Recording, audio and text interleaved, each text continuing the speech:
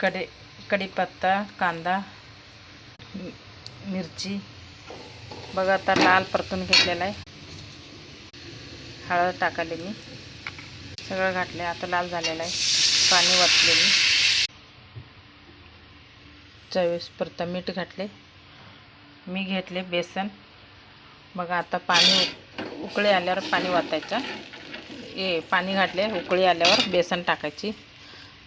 आता थोडं उकळी आलेला आहे. अशी मी एक हाताने करायला लागले म्हणून हलवत झाले. असं हलवायचं. बघा चांगलं लागते. कोरडं पीठ घालून असं फिरवायचे उकळी आल्यावर पाण्यात असं झाकून. चला तर बेसन तयार झाले. असे आहे बघा बेसनचं भाकरी. बेसन चांगलं लागते. या जेवायला. असं आहे बघा आजचं जेवण. पिठला भाकर कडक चांगलं लागते मोडून खायला. असे बघा.